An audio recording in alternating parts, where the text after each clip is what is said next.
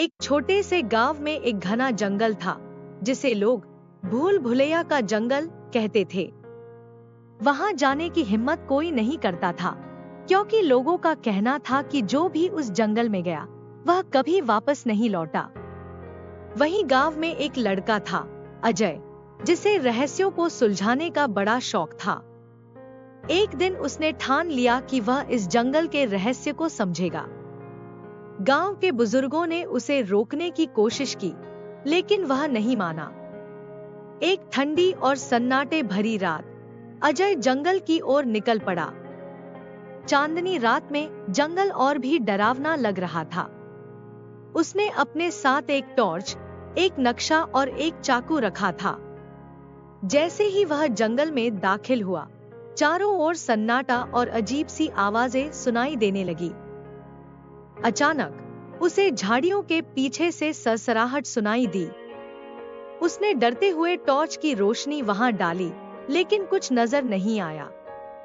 वह आगे बढ़ा और जंगल के अंदर एक पुराना मंदिर देखा जो टूटी फूटी हालत में था। मंदिर के बाहर एक पत्थर पर कुछ अजीब लिपि में लिखा था। अजय ने पत्थर को पढ़ने की कोशिश की, लेकिन तभी उसे महसूस हुआ कि कोई उसे पीछे से देख रहा है। उसने पलटकर देखा, लेकिन वहां कोई नहीं था। डर और उत्सुकता के बीच उसने मंदिर के अंदर जाने का फैसला किया। मंदिर के अंदर घुसते ही उसे दीवारों पर अजीब चित्र और संकेत दिखे। अचानक उसने देखा कि एक कोने में एक लकड़ी का बक्सा रखा है। उसके पास पहुंचते ही बक्से से एक खटखट की आवाज आने लगी। अजय ने हिम्मत जुटाकर बक्से को खोला। बक्से के अंदर एक पुरानी डायरी और कुछ सिक्के थे। डायरी पर लिखा था, जो इस डायरी को पढ़ेगा वह इस जंगल का सच जान जाएगा, लेकिन यह सच जानना खतरे से खाली नहीं है।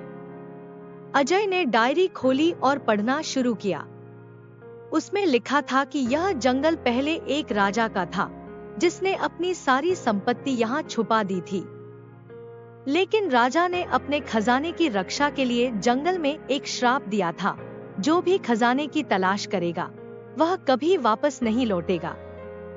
डायरी पढ़ते ही मंदिर में चारों ओर तेज हवाएं चलने लगी और दरवाजा अपने आप बंद हो गया।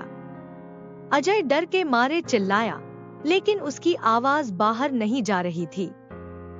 तभी उसे मंदिर के कोने में एक छाया दिखाई दी। वह छाया धीरे धीरे अजय की ओर बढ़ने लगी।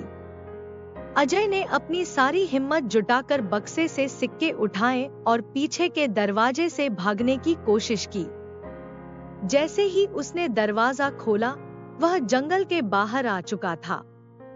लेकिन उसने देखा कि उसके हाथ में रखे सिक्के गायब हो चुके थे और उसकी जेब में वही डायरी थी। वह समझ गया कि यह जंगल का रहस्य हमेशा के लिए बना रहेगा और जो भी इसे सुलझाने की कोशिश करेगा